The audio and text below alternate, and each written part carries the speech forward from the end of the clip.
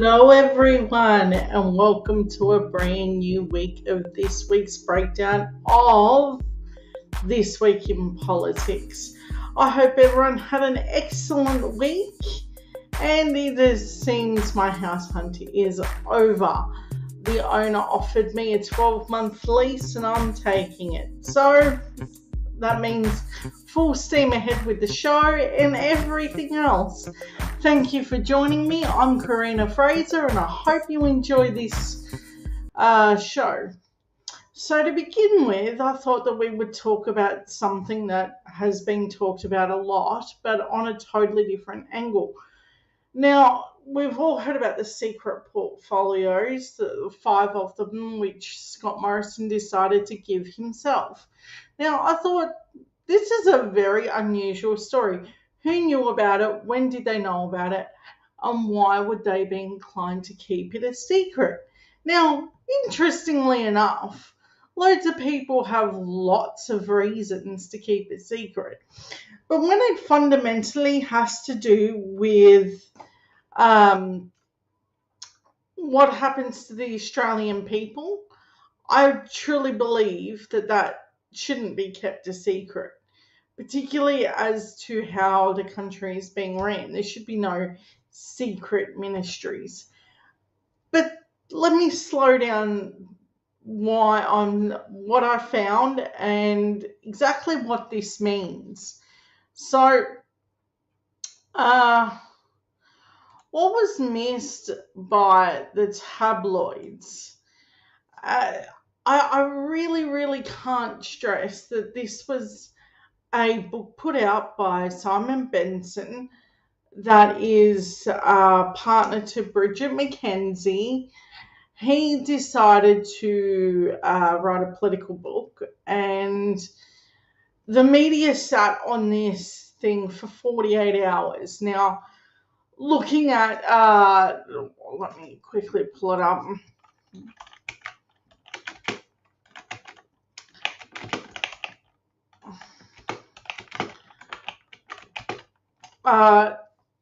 It's called Plate. Now, here's where it gets interesting. Now, I'm going to give you a good look at exactly what we are looking at here. Now, when he wrote this book, he wasn't coming from an honest position. He had an inside track via Bridget McKenzie, where a lot of the other party members claimed to not know what happened. This wasn't like a whoopsie, I got something wrong, maybe I should have told you. This is like Bob Woodward hiding that he knew that Trump was fully aware that the pandemic was that bad and said nothing. Bob Woodward did the same thing to pawn a book on people. He didn't care about the ethics of the secret that he was keeping to push a book onto people. And you got to think, the media was waiting for 48 hours after they knew this story was live and hot and ready to go. They were looking for an angle as to how they could spin it for themselves. Not only was Simon getting this inside track through being the partner of Bridget McKenzie, which was outed during the COVID lockdowns because she hadn't quite declared the relationship. I don't know why they need to quite do that. But this seems to be another moment where another reporter is literally in bed with LNP staffer, and then suddenly they've got this information which a lot of their own parties aren't privy to. No, a lot of their own party was like, hey, I haven't seen this story. Why do you have this information about these secret ministries? So the only way that people actually found out what Scott Morrison did is through this book. So if you're wondering why the media is playing catch up on this story, it's because they didn't know how to spin it, because he needed to get this book out so quickly. He didn't bother telling people how it should have been presented. This was the ultimate media covering for one another. And if you notice, no media is actually saying, hey, yeah, you probably should have told people. There was a bit of ethics about this that you didn't mention.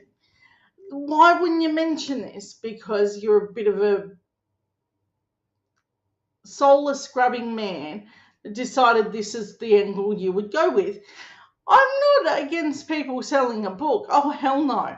I think that anyone who has a gift of being able to write and distribute a book, Godspeed, do that. But don't do it on the backs of the interests of our national security. To me, what Scott Morrison did is a question on national security. And here's why I think that. Because we weren't given the full details of how our country was being handled. We were kept in the dark about which role which person was responsible for. Simon Benson may be a very creative writer, all the best of luck to him, but you gotta really think about what he did here. There's a lot of credibility issues in someone that's like, no, I need to sell a book so the national security of the country doesn't matter. I understand it was probably in confidence Bridget McKenzie shared this detail with him. I don't care how we come across the information, but a lot of the LNP are keeping quiet about what they knew and when they knew this. This isn't like some small story, and that's what's interesting to me. This is quite a large story. And I think for the fact that it got so out of control and the public was so wowed by the depth and the depravity of what he did. He has like this Jesus complex where he feels like only he can fix things, and I think that that's the reason that he did it. I think it's pure evil and selfishness, and this is why he did it. Look, the man has some major issues. He's going to have some bigger issues coming in the coming months. Like Bob Woodward, when he did this, his career was coming into question. Unfortunately, we don't have the fortitude to go after Simon Benson for what he did here. And we should. Because at least in America, they went after Bob Woodward and said, what's wrong with you? There is something very morally bankrupt about someone that would behave that way. We don't have that same outrage in our media, and I can't for the life of me understand why. Despite it being more rabid than the US, it's insanely rabid here. Like, the moment that you critique the media in the slightest way here, it turns into, well, you're bullying me. No, we just said maybe you might not want to just bash Labor on everything they do, and maybe you just might want to tell us the facts and not your opinion. Maybe that might be the way to go. And maybe you should actually interview more Labor people, because they're in government now, and not just call into question what the Liberals think of everything Labor's doing, and then not create context for it. Because this seems to be a common thing. They'll go, now crossing to the opposition person of this particular portfolio. Now, when the Liberals were in office, they would add caveats to this. It was slightly better, but now they've gone with, there's no caveat to this. There's no fact checking. It's just flat out whatever they say it is. That's my issue with what they did. Look, the secret portfolios thing is not going to go away. But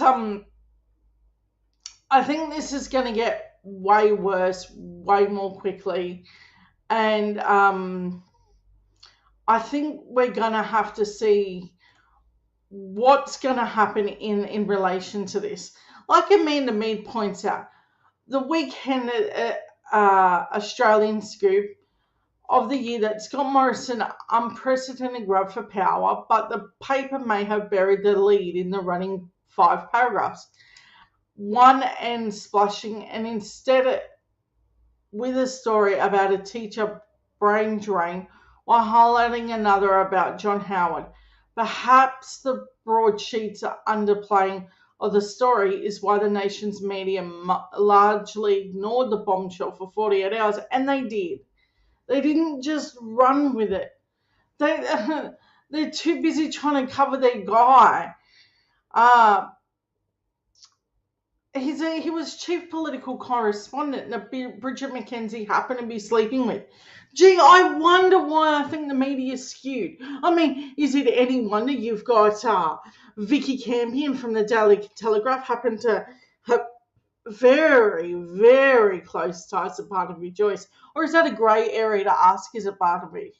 I mean, this is what we're, and if you don't know that inside joke, for those of us who have recently been following, for those of you who have been recently following politics, he called one of his children a grey area in a paternity moment with Miss Campion. Yeah, because they're so classy, that's what they need to do. I will never forget that slime ball did that. No child's DNA needs to be in question. The credibility of your stupidity does, though. Oh my god, it's so ridiculously stupid. Okay, Benson and Chambers, who had access to the PM. In his inner circle, for 2 years, the coalition government managed COVID 19 and revealed Morrison hatched a radical and until now secret plan in March 2020 with the then Attorney General Christian Porter to swear himself in as Health Minister, Finance Minister, along with Greg Hunt and Matthias Cormann. Like Morrison, who later confirmed he freely volunteered the information to the authors, appeared to underestimate the fury this would later become. No. He knew. Oh, absolutely he knew. And I'm going to outline how I know he knew that this was bad by his reaction. Because his pure, unadulterated reaction is, I'm just going to joke about it and hopefully it'll be funny now. No. There is never a time that this moment of sheer power grab is going to be funny. And I would like for the for the Governor General Hurley to step down. This isn't like a, whoops, I got something wrong. This is like a, I ruined our country's greatest institution to do something extremely wrong. That's what happened here. And I don't care if the media wants to go, he underestimated it. He didn't. You just want to think that he underestimated because he does this thing where he plays aloof. Like, doesn't really matter. Why would it matter? It matters. Guys, it matters. This stuff matters for so many reasons. But you don't need me to tell you that. I'm sure everyone is aware how important these roles are. But there is something interesting about that. So Governor General didn't say anything. There's no record in his diary of appointing Scott Morrison to all of these roles. There wasn't a, hey, I'm going to write it down in an official documented diary, which is what all government officials have to do. Therefore, my opinion is that he knew it was wrong.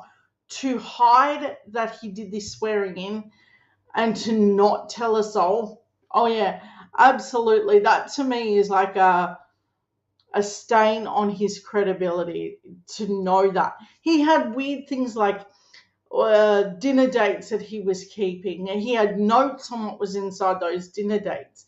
He had, just with standard people, like public people, he had really, really just non-issue things in there.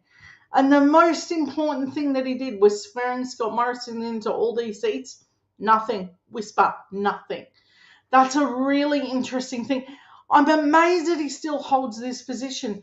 I don't know if Albo can fire him. I don't know how this works, but I'd be interested to find out if he can, because I don't think he should keep it. Governor General David Hurley's diary makes no mention of the 5 times he handed extra ministerial powers to then Prime Minister Scott Morrison. but it does note when he awarded such a sash to a sheepdog. This is the said sheepdog. See, this is what I mean. He had this really weird diary that kept all these notes, and the most important thing that he did in the middle of the pandemic was this, and not a mention. That to me is a sign of guilt. If you did nothing wrong, it'd be in the book and it would be publicly accessible, like all of his other appointments were. Why was it kept a secret? Because you knew it was wrong. But, when you get a lot of money off the Prime Minister for a charity, you tend to keep quiet about a few things along your way, which is another really damning indictment of this Governor-General. Mr. Morrison took to the health, finance, treasury, home affairs, industry, science, energy, resource portfolios between March 2020 and May 2021. He also faced heavy criticism for taking on portfolios, in most cases without colleagues' knowledge and inside the Liberal Party, and called on him to resign. See, that's the thing about what he did, is that Simon Benson had this scoop. And this is why I talk about the book that he bought, that he's putting out there. Media had access to this. There were certain favoured media within the empire of Murdochracy and others that knew this. Some of his own party didn't even know. But to have the Governor-General on side like this is so much more beyond corrupt. Something is deeply broken when the Governor-General tells the world that he has awarded a sash to a champion sheepdog, but says nothing when he appoints a former Prime Minister to 5 new ministries, Senator Shoebridge said. Constitutional expert doubt Mr. Hurley's or Mr. Morrison's actions were illegal, but have criticised the breach of convention. Now, what needs to happen is what is happening after the Trump years. They need to make rules for when Australia is stupid and hires an idiot. An idiot so preposterously insane that now we need to make laws like, hey, yeah, don't do that stupid thing. Don't breach our trust. Look, Australia, I'm pretty pissed at you. You kept this shit show going for so long. I'm not even sure if that's forgivable. The reason I'm angry at you is that was nearly 10 years of this. And it was blatantly obvious none of these people were equipped for the job. You show me a point where Scott Morrison was better than Bill Shorten by any measure that you want to take. No, I'm pissed because it didn't need to be like that.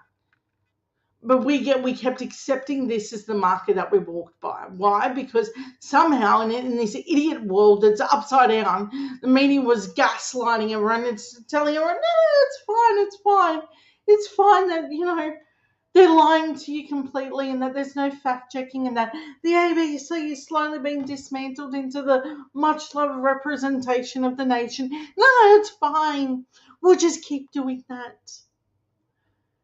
And it had to get demonstrably bad for this to turn around. Yeah, sure, you redeemed yourself with Albo now, but Jesus. What was everyone thinking? There was not a point where this was going to be, fine, this is all hunky-dory, I can deal with this. These people were drunk with power. When Tony Abbott was elected, for instance, he didn't get as many seats as he wanted to. Do you know that they broke a very expensive glass table on that election night? Don't even know if he paid it back or anything, but they thought that they would get so angry, because they're so masculine that they need to do those sorts of things. They're just ridiculously grotesque. And if you ever pull a stunt like this again, my loving nation, oh my God, we're going to have words. This is not over.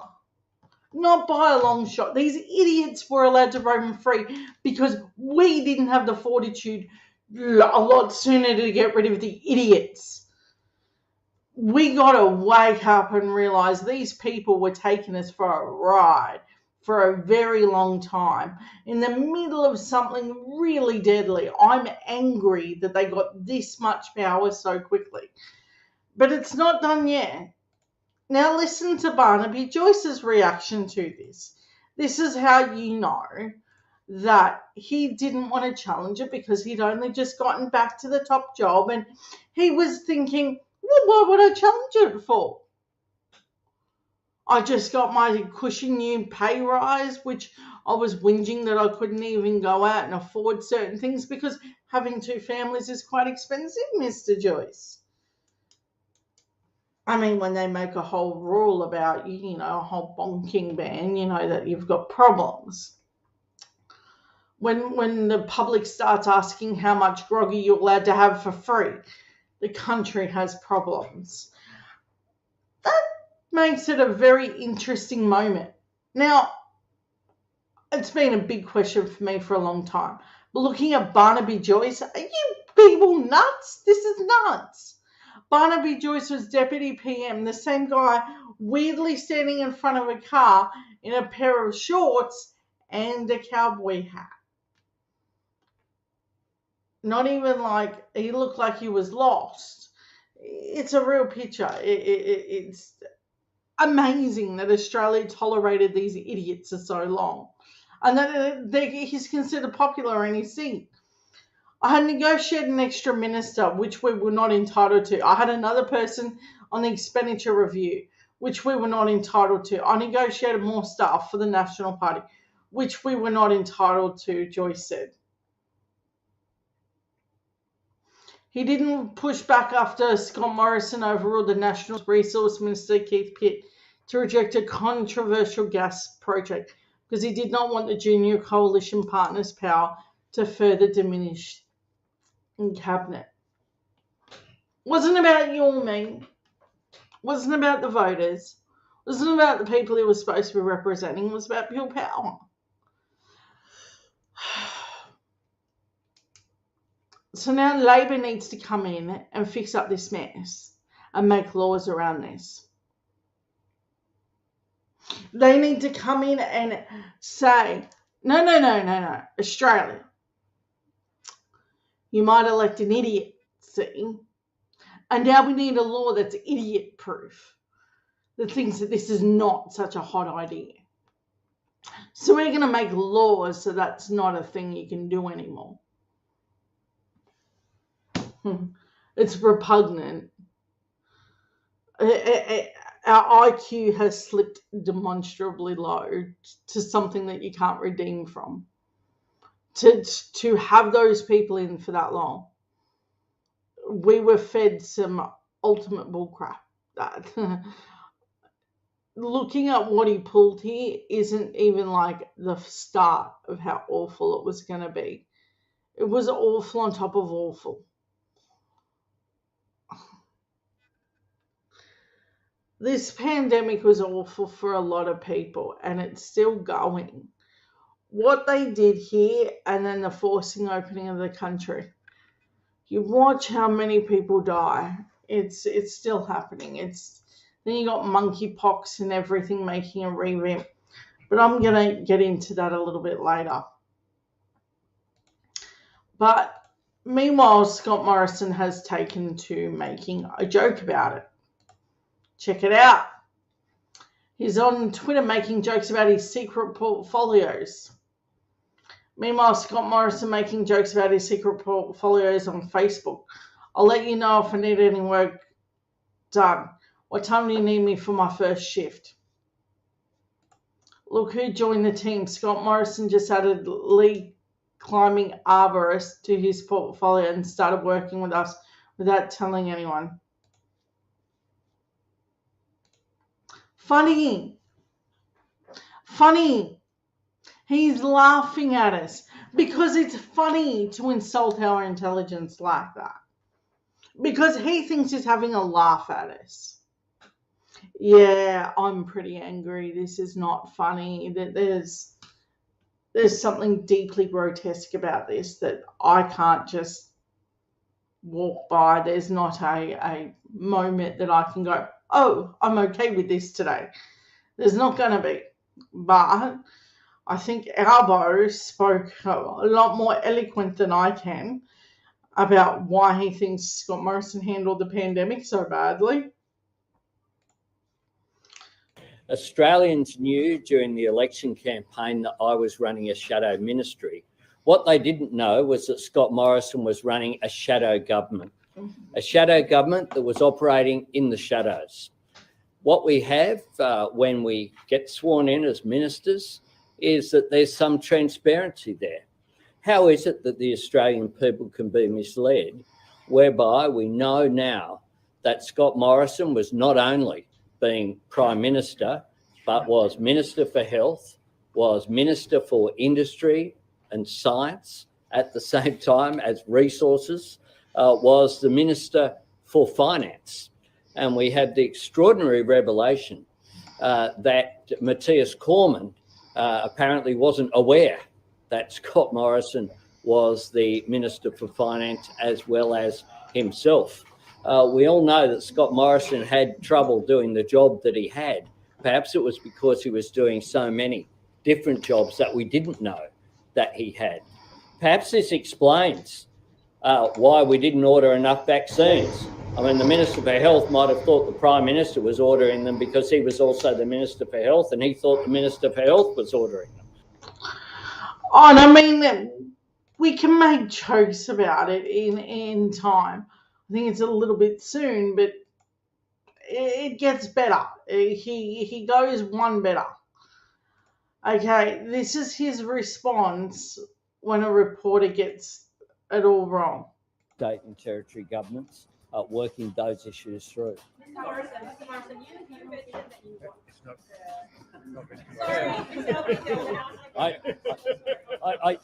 I dealt with that issue. I'm also not the Energy Minister, the Resources Minister, the Treasurer, the Finance Minister, the Home Affairs Minister, the Science Minister. Do I leave anything out? The Health Minister as well. I'm just the 31st Prime Minister. But go ahead, Dayton. Okay, that is a sign that the media, this is now like a runaway train.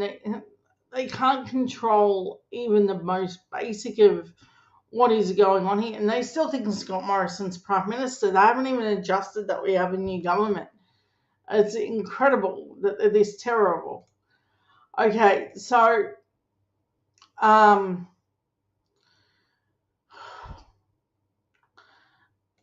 this amazing power grab that they sort of seem to think that they're having, it's they lost 20 seats as a result.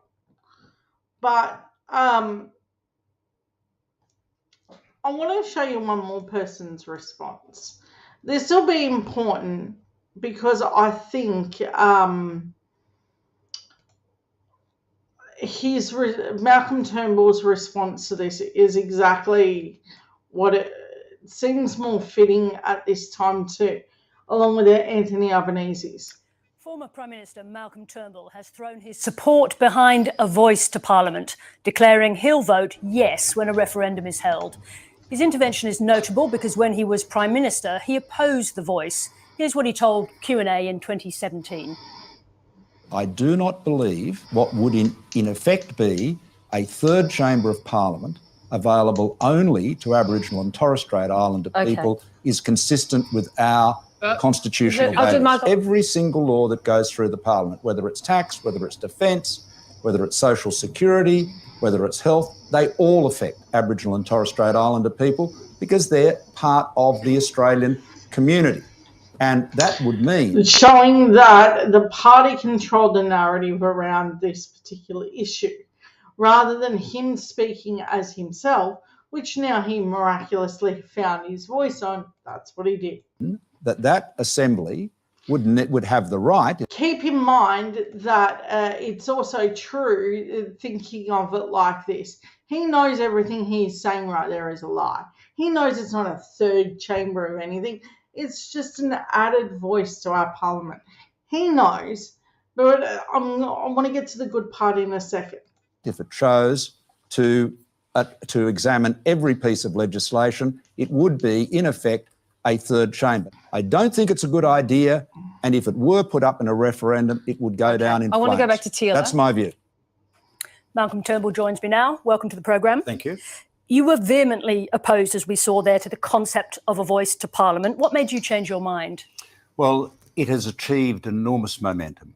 It is the only form of... So he couldn't say, when he was Prime Minister, that he would actually support a third chamber, a voice to Parliament. He called it a third chamber to Parliament. He knew that was a lie. So why does he have this stance now? Because his voice isn't really noticeable until after he leaves the party, because he has to toe the party line, because, as you know, they roll him if they don't. And he was subsequently rolled when he no longer towed the party line. This is how they handle things. They don't do things in a respectful, that's their opinion way. And no, it's like, agree with us or you're out. Constitutional recognition that Indigenous Australians are seeking. And after centuries of disempowerment and dispossession, we need a very good reason to oppose it. Now, I have reservations about it. I have misgivings. Yes. And it will be an enormous change to the way our parliamentary system works. I just want to understand a bit about how you have changed your position. It's taken you a long time. It's 5 years. What's made you have a change of heart? Well, I've reflected on it, obviously. I still believe it will make a very big change. It's not a symbolic change. It's not like the Republic, which was largely symbolic. This is conferring real power, real political power, to the Voice, which will be an assembly of Indigenous Australians chosen. Yeah, here's the thing. That's only a problem if it, goes up against coal lobby groups and people funding the LNP. That's why they're so vehemently opposed to this idea. But yeah, sure, that's why they argue it. Exclusively by Indigenous Australians. And while it will not be a third chamber in the way the Senate is a second chamber, it won't have a legal veto, it will have enormous influence, as Anthony Albanese conceded just a few weeks ago. You were explicit at the time that it would be, you characterised it as a third chamber. That's an argument that could sink a referendum. Do you now regret calling it a third chamber? Yeah, I do regret using that term because it was misunderstood. I was never intended to convey... That's not a whoopsie.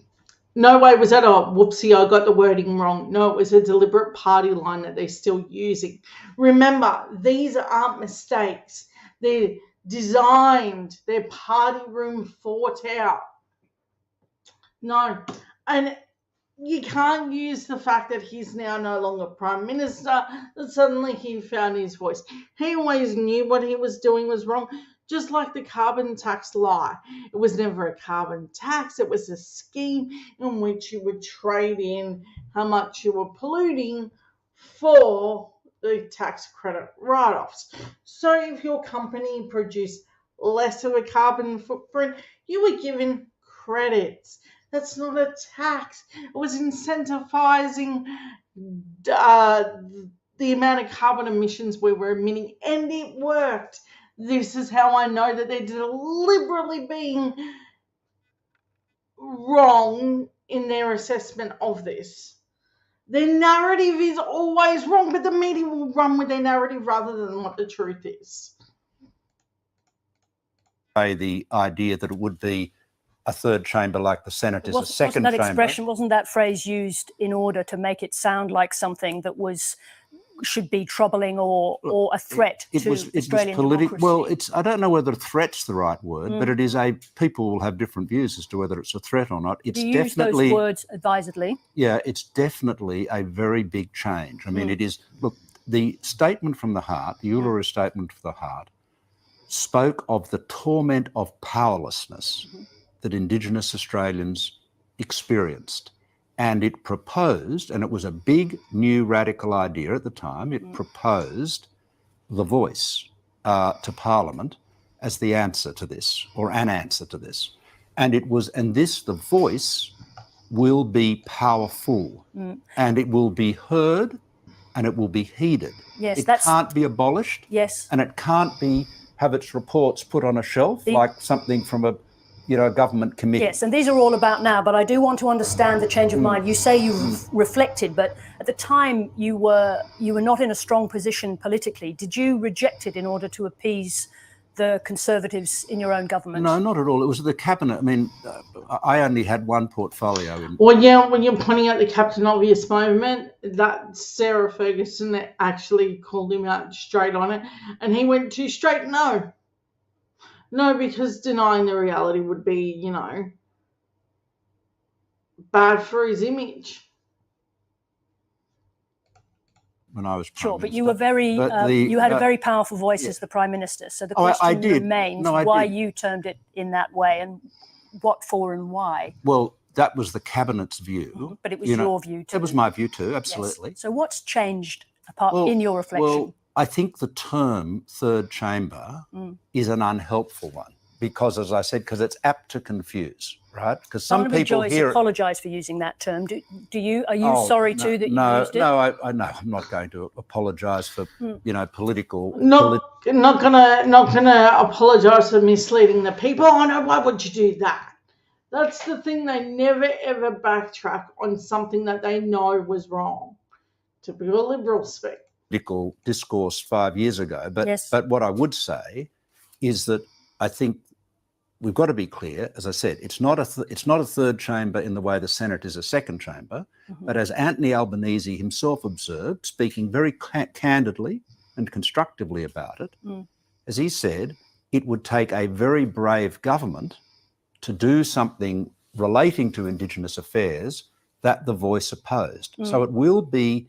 It is not like the Productivity Commission or the ACCC or, some other government advisory group. It will be in the Constitution and it will be representing Indigenous people. The members of the Voice will not be there because they are experts in Indigenous affairs. They'll be there in the same way that members of the House of Representatives are there because they're representing people. Yes. Now, so they'll have that. Is he kidding? Is he kidding?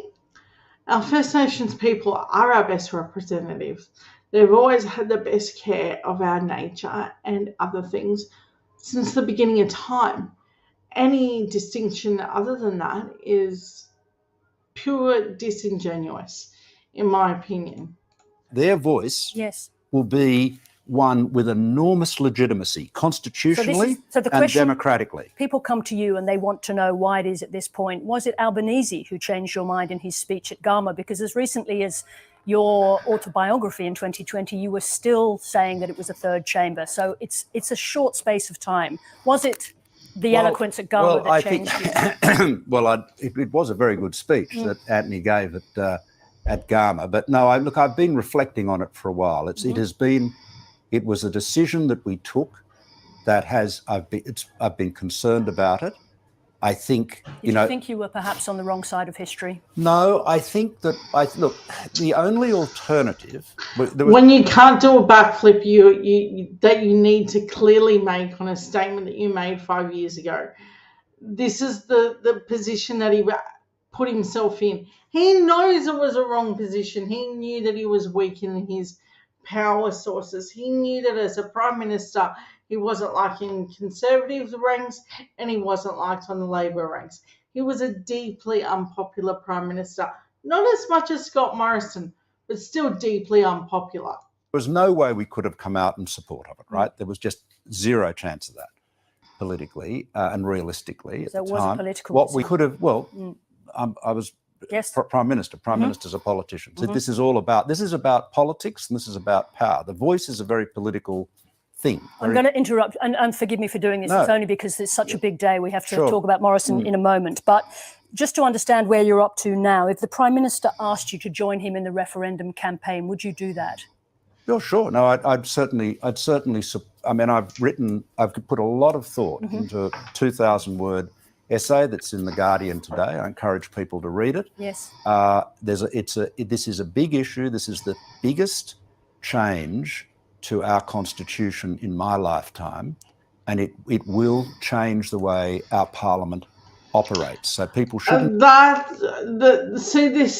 He was part of one of the biggest steps in equality in history. Gay marriage. He doesn't even realise that he was part of making history, and yet this is how he responds. Imagine this is symbolism. I believe our parliamentary democracy can handle it, but it will be a big change. You still have misgivings about it. We don't have time to go into all of them. You said it's going to be a wild ride. It could well be a wild ride, yeah. But how important is Politics is a wild ride, yes, believe me. How important, you use those words advisedly again, Yeah. How important is it that it succeeds? Oh, it's very important that the referendum succeeds. And I was, obviously I know a bit about referendums and not successful referendums. At the time in 2017, we all thought it had not a snowball's chance in hell. We thought it. So he's talking about the same-sex plebiscite, and then he was also part of the getting rid of the monarchy as well. He was a major player in that. He's never been a fan of the Queen. But Tony Abbott was on the opposing side of him to that as well. Tony Abbott is a huge monarchist. Huge. In fact, he knighted Queen Elizabeth's husband that's now passed away. It was doomed to catastrophic defeat. Different I now. think now it's winnable. Yes. But I say that with great trepidation. All right. Because there's a lot of work to be done. Understood. And I'm sorry that we have to tackle two things today because it is very important, but these are extraordinary revelations about the former Prime Minister Scott Morrison. Let me just be clear. Did you ever take on secret roles yourself in the government? No, I think this is one of the most appalling things I've ever heard in our federal government. I mean, the idea that a Prime Minister would be sworn in to other ministries secretly is incredible. I'm astonished that Morrison thought he could do it. I'm astonished that Prime Minister and Cabinet went along with it. That's the department. And I'm even more astonished that the Governor-General was party to it. I mean, this is sinister stuff. This is secret government. I mean, what Albanese said today about it is absolutely right. This is the sort of thing that it's not something we associate with our form of democracy. Secret government. Now that word needs to be said a lot. What Malcolm Turnbull is describing is a secret government. That word needs to be rehearsed within the media because they're playing down of this very real big issue seems to be huge. And I don't want to overplay my hand here, but I think that he's right. He and Anthony Albanese are actually on the same side of this, which is a phenomenal. That they're both using the same language, secret government.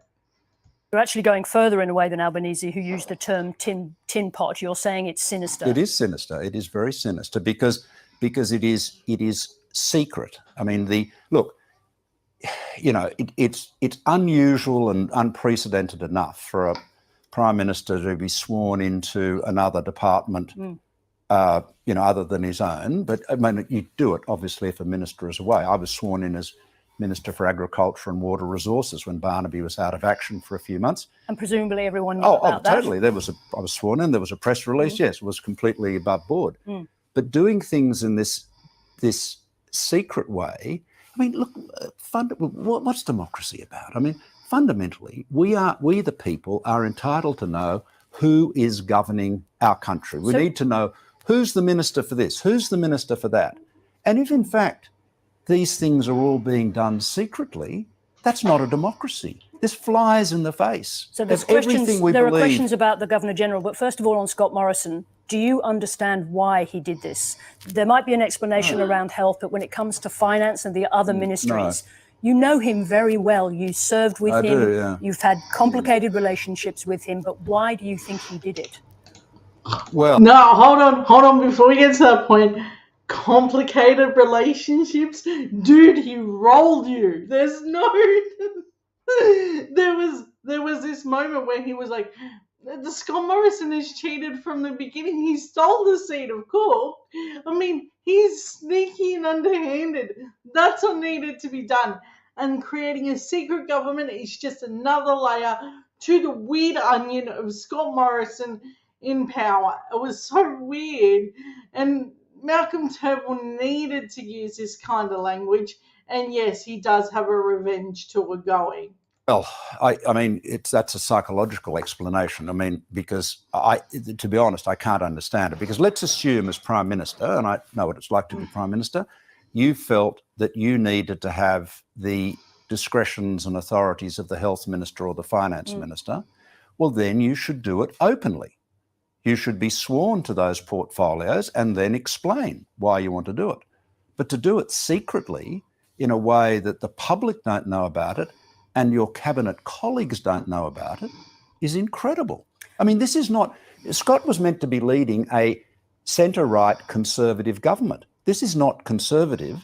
This is throwing aside all of the traditions of Westminster parliamentary democracy. Clearly a lot further to go with this story. Thank you very much indeed for your company this evening. Thank you.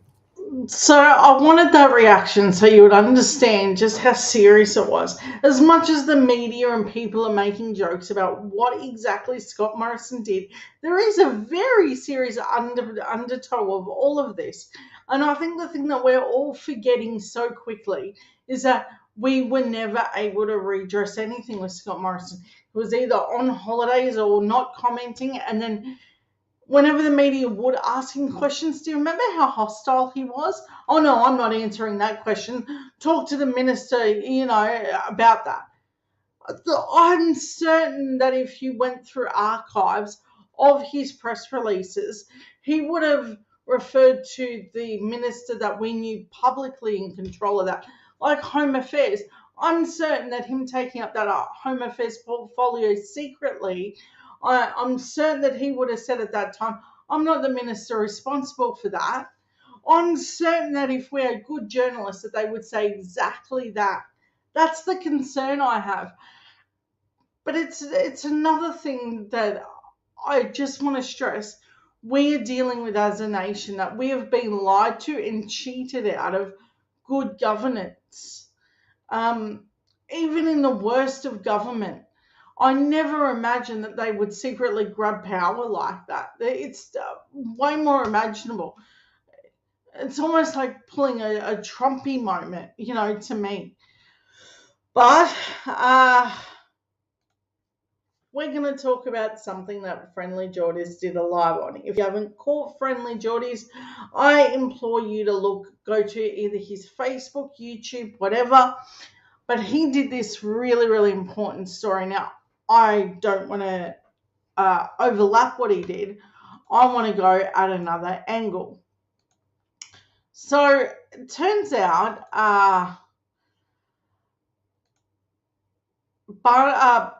John Barilaro had a few friends, and some of these friends aren't great. And him being in such a high-profile position, you'd sort of think that you would sort of figure out who your buddies were. Not John Barilaro. He's not intellectually curious enough to find out who he's buddies with. So I'd already had this and it went crap.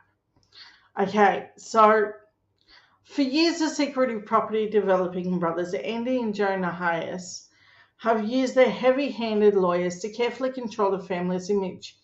Little did they know that their February hiring of star recruit John Barilaro would subject to them to unwelcome scrutiny.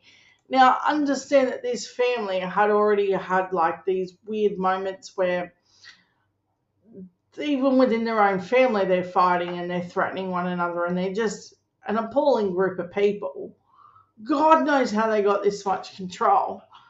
But New South Wales, developers get all the power and the rest of us sort of have to go, hey, we're just here on the sidelines watching. Never in a million years did we expect hiring a duly elected former Deputy Premier and leader of the National Party would lead to the kind of fallout that has occurred in recent weeks. He told the Herald as the political fallout from John Barilaro's appointment. Okay, so this family, if you don't know, has an issue with a kidnapping. They have an issue with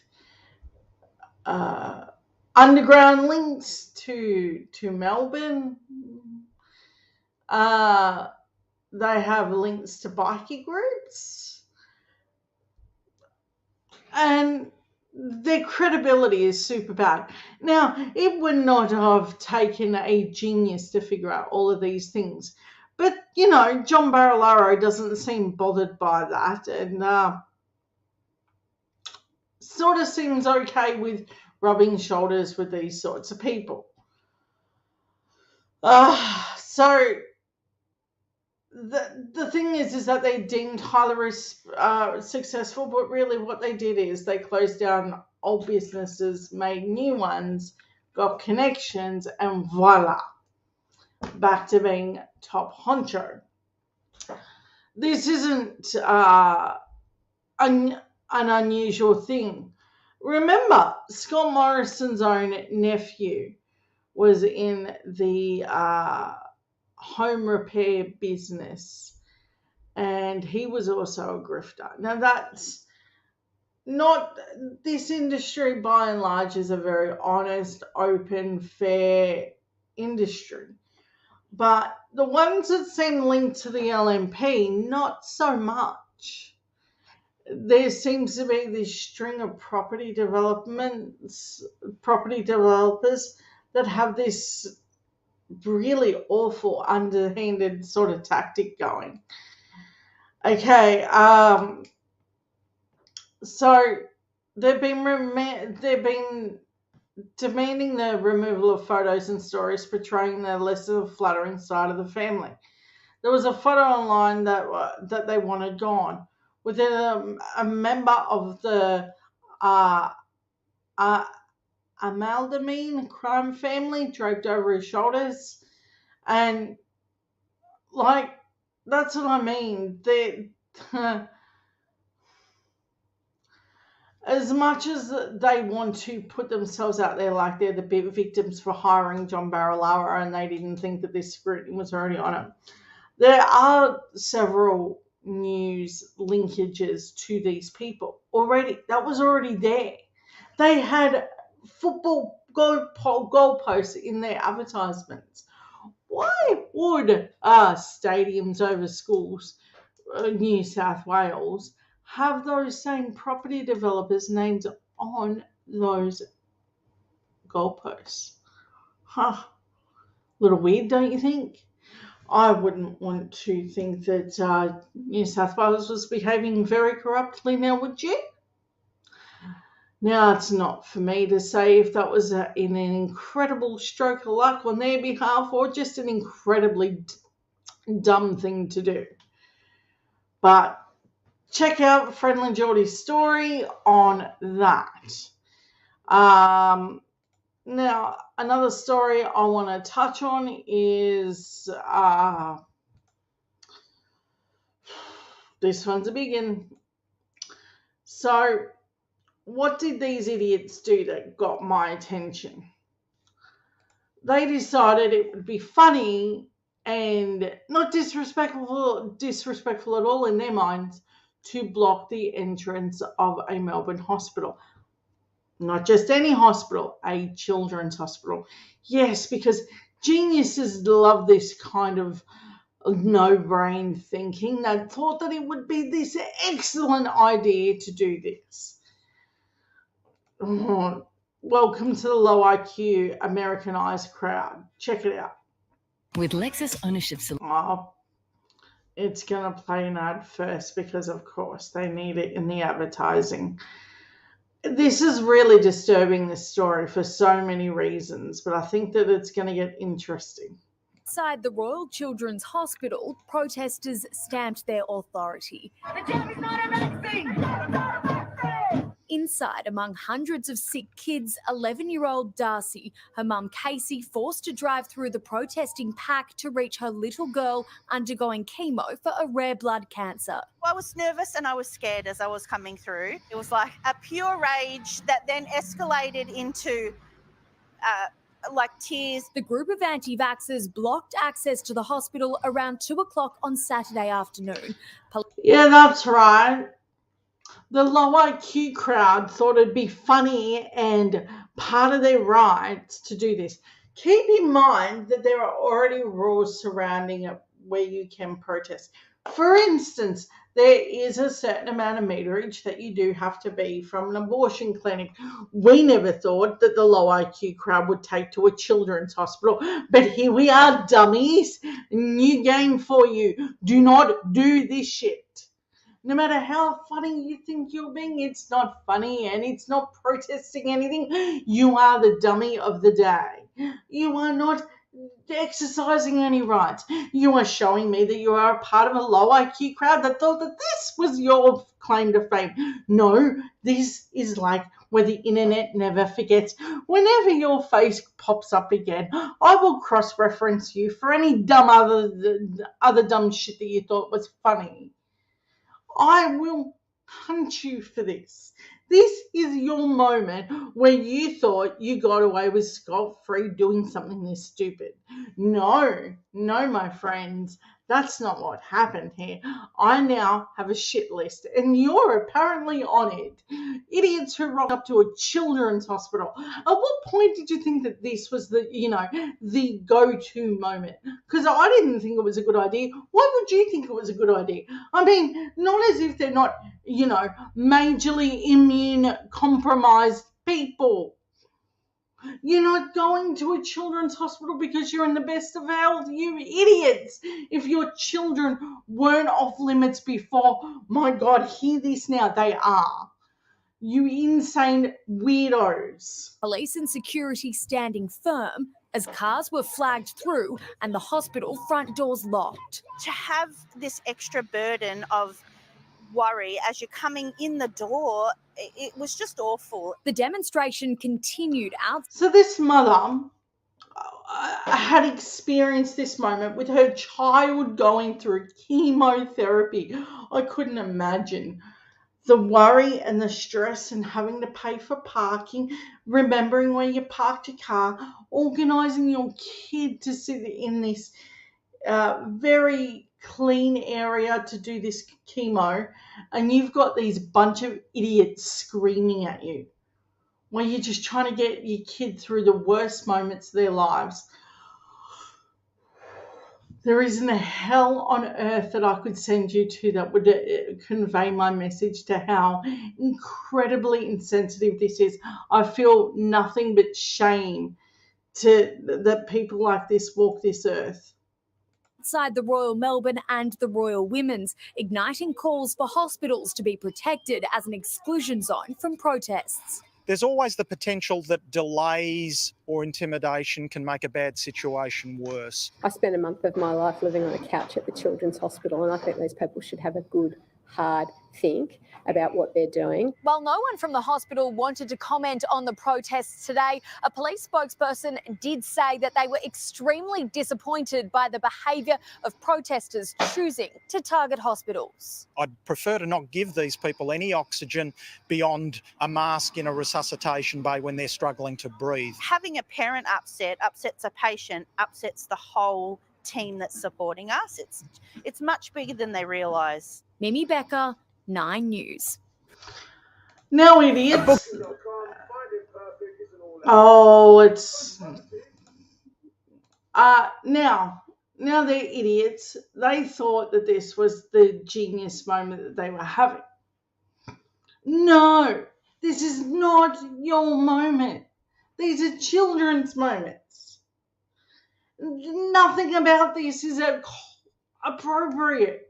If you need to be told, hey, don't do that at a children's hospital, you're the reason the labels are on clothing. My God, there is something demonstrably wrong with you.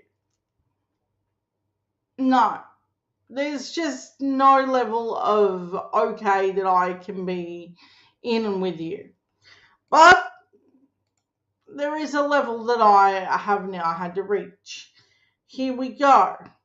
I really wish I could stay with you on how crazy these lot work. So,